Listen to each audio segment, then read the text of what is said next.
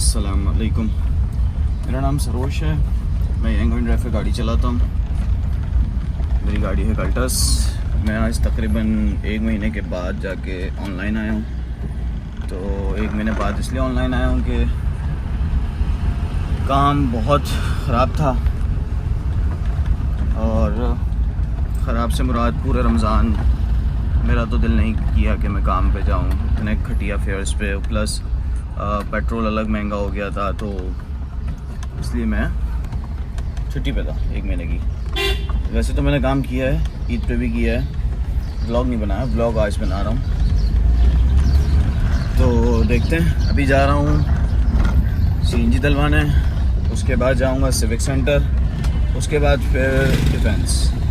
Civic centre पे गाड़ी नाम कराने का पता करना है कि क्या चार्जेस चल रहे हैं। एक हैं हमारे जानने वाले, उनसे पूछा है, वो थोड़े पैसे ज़्यादा बता रहे हैं। मुझे लग रहा है शायद पैसे ज़्यादा बता रहे हों या वाकई ज़्यादा हो गए हैं, तो इस चीज़ को कंफर्म करने जा रहा हूँ सिविक सेंटर। तो सिविक सेंटर से पता करता हुआ सीधा निकल जाऊँगा डिफेंस। तो चलिए, आप लोग हमारे साथ बने रहिए। आ गए हैं हम फिर से अपनी गाड़ी में, तो पहुँच के आपको अपडेट देते हैं। अच्छा जी, हमने सीएनजी डलवा ली है। अगर आपको नज़र आ रहा हो तो ये हम सीएनजी स्टेशन से बाहर निकल रहे हैं। अब मुद्दा ये है कि 3 बजे ऑफिस बंद हो जाता है उसका, सीपीएलसी का, और अभी बज रहे 2:30। आधा घंटा है मेरे पास सीपीएलसी के ऑफिस में पहुंच के अपने काम की मालूमात लेने के लिए। तो अब मैं आप लोगों से सीपीएलसी के काम की मालूमात लेने के बाद बात करता हूँ, क्योंकि अब टाइम कम है, मुकाबला सख्त है।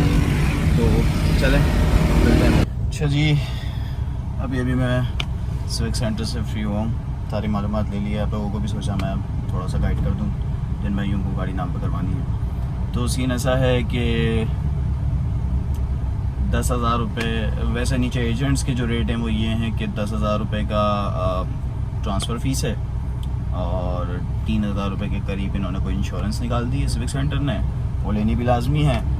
और अगर आपकी गाड़ी का टैक्स बाकी है तो वो है, तो तकरीबन ये कहानी जाएगी कोई 15,000 रुपये के करीब। तो ये मुझे रेट मिला है। अच्छा, मैं ऊपर जो गया हूँ वो ऊपर का रेट मुझे ये मिला है कि 7-8 हज़ार रुपये की गाड़ी नाम होगी, बाकी इंश्योरेंस है और गाड़ी का टैक्स है। तो तकरीबन वो हो जाएगी कहानी कोई 10,000, 11-12 हज़ार रुपये तक की कहानी जाएगी सिविक सेंटर पे जाके। अब समझ में नहीं आ रहा कि सिविक सेंटर से काम कराया जाए या किसी एजेंट के थ्रू करवाया जाए। आप लोगों को पता हो तो मुझे बताइएगा। जहाँ तक मैंने सुना है सिविक सेंटर पे लोगों की फ़ाइल्स भी गुम हुई हैं। लोग अपनी गाड़ियाँ नाम पे करवाते हैं तो फाइलें फंस जाती हैं, और वो सिविक सेंटर वाला 1 महीने का टाइम भी बोल रहा है कि 1 घंटे में 1 महीने का टाइम लगेगा नाम होने में। तो देखो, मेरे तो समझ में नहीं आ रहा किससे कराएं। चलें, अब यहाँ से हम आगे बढ़ते हैं, अपने एरिया की तरफ निकलते हैं, काम करने की कोशिश करते हैं डिफेंस में जाके। पहले एक बार किया था डिफेंस में काम, मैंने व्लॉग भी बनाया था, तो वो टारगेट भी पूरा नहीं कर सका था, मैं फिर वापस आ गया था। तो ये है सारा सिनेरियो। बाकी इंशाल्लाह ताला पहुँचते हैं वहाँ पे, फिर आप लोगों को भी अपडेट देते हैं। अच्छा जी, हमें एक राइड मिल गई है 3 किलोमीटर दूर से। इनको पिकअप है, इनको क्लिफ्टन लेके जाना है, तो हम एरिया में तो पहुँच जाएँगे। इनके बाद पहुँचते हैं, इनको उठाते हैं, इनको ड्रॉप करके फिर आप लोगों को अपडेट देते हैं। अच्छा जी, हम पहुंच गए हैं हाइपर स्टार डॉल्मेन मॉल। एक पैसेंजर लेकर आए थे, तो खैर बहुत रूड पैसेंजर थी हूँ, बहुत ही बदतमीज़ी से बात करेंगे। खैर मैंने तो उनसे ज़्यादा बात नहीं करी, उनको यहाँ पर पहुँचाया। 14 किलोमीटर उनका ड्रॉप ऑफ था और 3 किलोमीटर उनका पिकअप था। कितना हो गए? 17 किलोमीटर के मुझे मिले 630 रुपये, और ये हाल चल रहा है 320 रुपये लीटर पेट्रोल के ऊपर। मेरी गाड़ी देती है पेट्रोल पे एवरेज वैसे तो 8 किलोमीटर, तो अगर लगाया जाए 8-8 16, तो 17 किलोमीटर की राइड है, 16 वैसे बने तो 640 रुपये का तो पेट्रोल लग गया। अगर ये पेट्रोल पे आता तो गैस पे आया हूँ, गैस पे 350-400 रुपये का लगा होगा गैस, बाकी 200-230 रुपये की बचत आई है। खैर, अब मैं एरिया ऑन करते हैं, और कम से कम वाली राइड सेलेक्ट करूँगा, 4 राइड्स वाली सेलेक्ट करूँगा, क्या पोजीशन रहती है। अच्छा, मैं अब कंफर्ट पे नहीं चला रहा ये गाड़ी ना, मैं अभी फ़िलहाल सोच रहा हूँ कि जब तक गैस पे चला रहा हूँ तो मैं विदाउट एसी चलाऊँ इसको गैस पे, क्योंकि मैंने मालूमात की है तो गैस के साथ एसी इंजन पे लोड लेता है।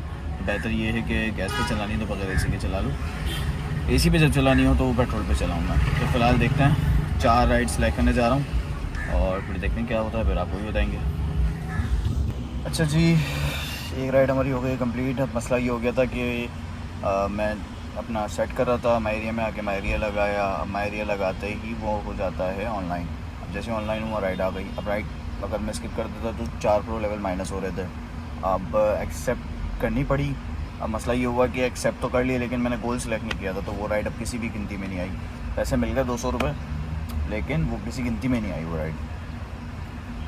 चलो कोई बात नहीं, अब लगा दिया है, माई एरिया भी लगा दिया है और अपना 4 राइड का गोल भी लगा दिया है।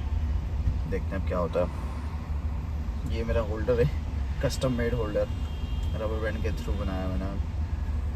ये आप लोगों को कैसा लगा ये भी बताइएगा। देखते हैं कोई राइड वाइड आती है तो फिर आप लोगों को अपडेट देंगे। जब तक डिफेंस के व्यूज़ एंजॉय करें।